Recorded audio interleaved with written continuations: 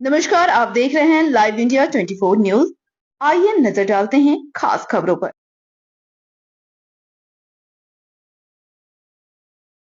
मथुरा 2 फरवरी 2026 को क्षत्रिय करनी सेना व सवर्ण समाज द्वारा गोवर्धन चौराहे से एसडीएम कार्यालय तक प्रस्तावित शांतिपूर्ण पैदल मार्च को प्रशासन ने कथित तौर पर बिना ठोस कारण रोक दिया। आरोप है कि अस्पताल और एम्बुलेंस का हवाला देकर विशेष रूप से महिलाओं को आगे बढ़ने से रोका गया, जिसे प्रदर्शनकारी पक्षपातपूर्ण कार्रवाई बता रहे हैं। हालात बिगड़ने से बचाने के लिए कृष्णा नगर चौराहे पर ही ज्ञापन सौंपा गया। यह आंदोलन यूजीसी के कथित जनविरोधी फैसलों, SC/ST एक्ट के कथित दुरुपयोग और EWS वर्ग के साथ कथित अन्याय के विरोध में था। आरोप है कि सवर्ण समाज के साथ किन्नर समाज भी विरोध में शामिल हुआ। शेरगढ़ से तमन्ना किन्नर ने कानून को कथित रूप से गलत बताया। करनी सेना महिला मोर्चा की जिला वरिष्ठ उपाध्यक्ष ज्योति ठाकुर ने आरोप लगाया कि यह कानून सवर्ण समाज के बच्चों के भविष्य को नुकसान पहुंचाने वाला है।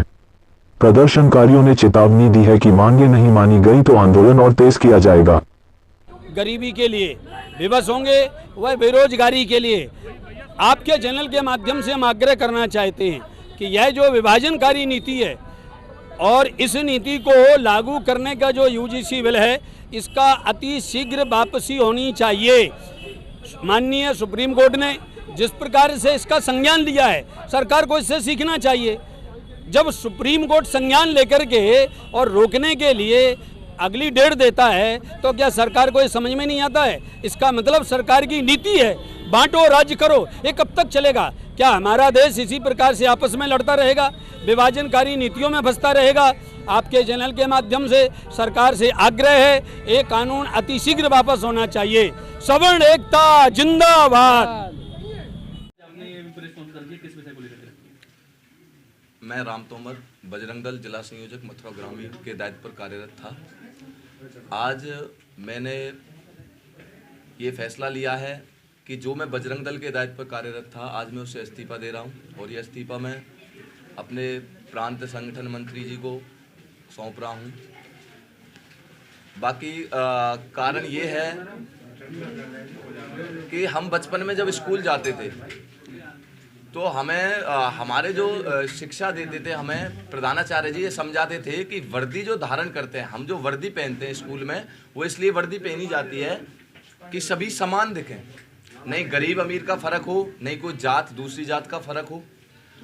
अब एक तो हम उस तरफ उस दिशा में जा रहे हैं कि हमने कभी नहीं देखा कि स्कूल में कोई भेदभाव होता है। स्कूल कॉलेज में हम भी पढ़े हैं।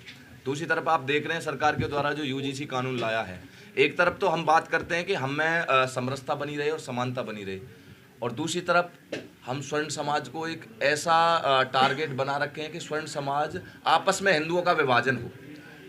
इस मुद्दे पर संगठन में भी चर्चा होती है, लेकिन संगठन का इस पर कोई भी प्रतिक्रिया ना देना, संगठन की तरफ से ऐसी कोई अपनी राय नहीं देना, क्योंकि हिंदूवादी सरकार है, संगठन चुप है। तो इस बात से मैं आहत होकर आज मैं अपने इस बजरंग दल से इस्तीफा दे रहा हूँ। आगे क्या कहना चाहेंगे इसको लेकर? कुछ नहीं, देखिए मैं एक स्वर्ण समाज के साथ साथ एक क्षत्रिय कुल में पैदा हुआ हूँ, तो मैं उसको गुनाह नहीं समझता। मेरा क्षत्रिय कुल में पैदा होना एक सौभाग्य, क्या परम सौभाग्य है। मुझे ज़रूरत है, चलो मैं हिंदुओं को जगाता हूँ और आगे भी जगाता रहूँगा, लेकिन जहाँ हिंदुओं का विभाजन हो रहा है, मैं उस चीज़ से बहुत आहत हूँ। अगर संगठन उस पर कोई सकारात्मक कार्यवाही करता या शासन प्रशासन से कोई सरकार से कोई गुहार लगाता तो ज़रूर ये कदम नहीं उठाना पड़ता मेरे को, लेकिन मजबूरन मुझे आज ये इस्तीफा सौंपना पड़ रहा है। तो आपको क्या लगता है कि आपके इस्तीफे के बाद संगठन पे इससे कोई फर्क पड़ेगा?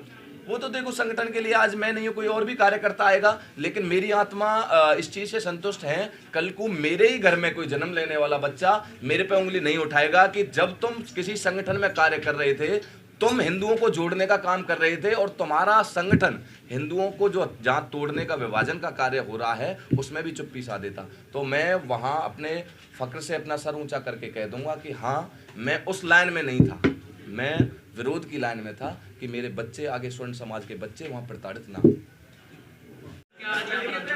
मैं ज्योति ठाकुर क्षत्रिय करणी सेना से महिला मोर्चा की जिला वरिष्ठ उपाध्यक्ष। आज हमने जो है पैदल मार्च निकाला था शांति प्रति से यूजीसी के विरोध में। ये सिर्फ एक ट्रेलर दिखाया गया है सरकार को।